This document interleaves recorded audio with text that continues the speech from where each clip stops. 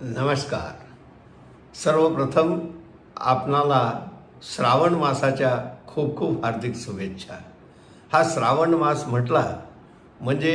निसर्ग कसा बहरून आलेला असतो.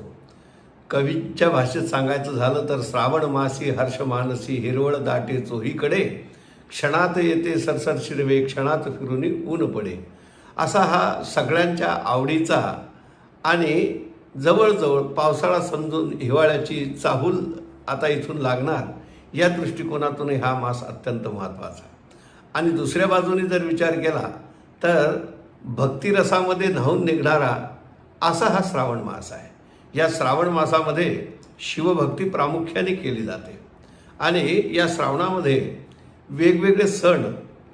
जे काही आपण साजरे करतो त्याच्यात प्रामुख्याने श्रावण महिन्यातले 4-5 जे काही सोमवार येत असतील महिन्याच्या याच्याप्रमाणे ते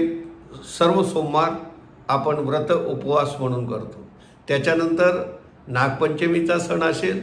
त्याच्यानंतर गोकुळाष्टमी याच मासामध्ये येते, त्याच्यानंतर पोळा आहे, राखी आहे, अशा सगळ्या सणांची रेलचेल आणि या मासामध्ये असते. या निमित्ताने गोडधोड आणि नानाविध प्रकारचे आहारही या वेळात घेतले जातात. पण हे सगळं असताना देखील प्रामुख्याने जर आज आपण काही विचार करणार असू तर तो हा आहे की हा श्रावण मास जो आहे ना, हा एवढा महत्त्वाचा आणि एवढा भक्तीच्या दृष्टीने का उत्तम मानला जातो. तर त्याचं प्रमुख कारण असं आहे की या काळामध्ये जी निसर्गामध्ये जशी नैसर्गिक शक्ती एक प्रकारे ओसांडून वाहते आहे, धारित्री हिरवीगार झालेली आहे, निसर्ग पूर्णपणे बहरलेला आहे, तसाच या आध्यात्मिक दृष्टीने जर विचार केला तर या काळामध्ये जे शिवतत्व उदित आहे, जी शिवशक्ती आहे आणि त्याच्यामुळे पार्वती आणि महादेव या दोघांचं शिवशक्तीचं एकत्र मिलन या मासामध्ये पाहायला मिळते आणि म्हणून हा मास अत्यंत महत्त्वाचा ठरतो. तर या निमित्ताने मी जसं सणवारांची चर्चा केली तसा जर विचार केला तर आपल्याला कल्पना आहे का की श्रावण मासामध्ये साधारणपणे सगळेजण जे शिवपूजा करतात, कोणी पार्थिवलिंग पूजा करते, कोणी महादेवाच्या मंदिरात जाते, कोणी ज्योतिर्लिंगाची यात्रा करते, रुद्रपाठ असेल, शिवमहिमा असेल, वेगवेगळ्या प्रकार ह्या शिवभक्तीचे आपल्याला सांगता येते. पण त्यात हे 4 किंवा 5 येणारे जे सोमवार आहेत, या सोमवारांना श्रावण महिन्यात का विशेष महत्त्व आहे इतक्या 12ही मासांमधल्या इतर सोमवारांपेक्षा. त्याचं प्रामुख्याने कारण असं आहे की आता जसं मी म्हटलं की यावेळेला जी उदित असलेली जी शिवशक्ती आहे त्याच्यामध्ये जर सोमवार या शब्दाचा अर्थ केला तर त्याचा सोम याचा अर्थ चंद्र असा होतो आणि या चंद्राचा हा वार म्हणून सोमवार का शिवाने चंद्राला जटेमध्ये धारण केलं आणि म्हणून सोमवार असा महत्त्वाचा आहे, असे अनेक गोष्टी आपल्याला पुराणांना अनुसरून सांगता येतील. पण जर थोडासा आणखीन गांभीर्याने विचार केला तर असं लक्षात येते की जसं चंद्र हा सूर्यापासून जी ऊर्जा ग्रहण करतो आणि मग प्रकाशित होतो आणि पूर्णत्वास प्राप्त होतो, तसा आपल्याला ते पूर्णत्व प्राप्त व्हावं. जसं असतोमा सतगमय, तमसोमा ज्योतिर्गमय, मृत्युर्माम अमृतम गमय, ही जी काही आवश्यकता आहे त्या आवश्यकतेच्या दृष्टिकोनातून हा सोमवार अत्यंत महत्त्वाचा ठरतो. या दिवशी आपण काय करावं काय करू नये हा खूप मोठा विषय आहे. पण साधारणपणे सर्व साधक वर्ग किंवा शिवभक्त आजच्या दिवशी शिवाचा म्हणून उपवास करतात, त्याच्यानंतर शिवपूजन करतात, शिवाला अभिषेक करतात आणि प्रामुख्याने शिवाला जल असेल, दूध असेल, त्याच्यानंतर सर्व स्नान वगैरे झाल्याच्या नंतर त्याच्यावरती ओम नमः शिवाय या मंत्राच्या सोबत बिल्वपत्र त्या ठिकाणी अर्पण केले जातात आणि एक शिवपूजा संपन्न केली जाते. या दृष्टीने जर विचार केला तर ही सगळी बघ जलधारा असेल, बेलाचे पत्र असतील, हे सगळे शीतकर म्हणजे शांती प्राप्त होण्याच्या दृष्टिकोनातूनच केले गेलेले उपचार आहेत. याच्यासोबत मात्र चंद्र हा जो आहे हाही शीतल मानला गेलेला आहे. म्हणून आजच्या या 5 सोमवारच्या मध्ये जर आपल्याला शक्य असेल तर हा प्रयोग अवश्य करून पहा की आपल्याजवळ एक जर छान सुंदर मोती असेल, मोती हे चंद्राचंच रत्न आहे, पण तो मोती जर तुमच्याजवळ उत्तम असेल, उत्तम याचा अर्थ ओरिजिनल खऱ्या अर्थाने मोती असेल, तर तो मोती या सोमवारच्या दिवशी महादेवाचं जे शिवलिंग आहे, आपली सगळी पूजा आटोपल्याच्या नंतर त्या शिवलिंगावरती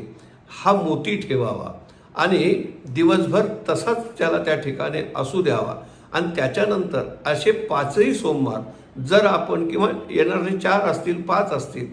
ते प्रत्येक सोमवारी तो एकच मोती जर दर सोमवारी आपण शिवलिंगाच्या ठिकाणी ठेवतो आणि त्याला तिथेच त्या पद्धतीने राहू देतो आणि शेवटच्या सोमवारी ही सगळी पूजा आटोपली, आपण आपला मोती त्या याच्यावर ठेवलेला आहे, धूप दीप नैवेद्य आरती हे सगळे उपचार झालेले आहे, त्याच्यानंतर तो जो मोती आहे तो आपण घ्यायचा आहे आणि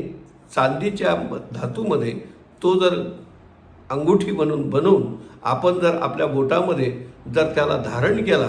तर तुम्हाला असा अनुभव येईल की हा जो काही मनशांतीच्या दृष्टिकोनातून ताण तणाव किंवा आपल्याला होणारी जी की दिवसभराची जी उद्विग्नता असते त्याच्यातून एक शांती,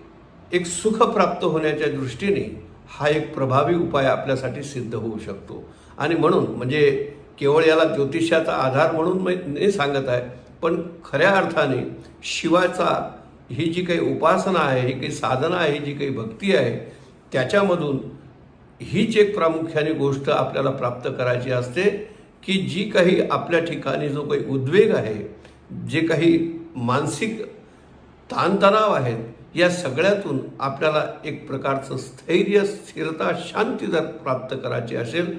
तर त्याचं उत्तर शिव असं आहे, कारण त्यांनीच त्याला आपल्या ठिकाणी धारण केलेलं आहे. आणि म्हणून अशा पद्धतीने जर आपण कराल तर तो एक आपल्यासाठी उपयोगी प्रयोग सिद्ध होऊ शकतो. आणि त्याच्यानंतर या श्रावण मासामध्ये हे उदित असलेलं जे काही शिवतत्व आहे, या दृष्टिकोनातून मी आणखीन पुन्हा आपल्याला सर्वांना आवर्जून एक गोष्ट सांगेन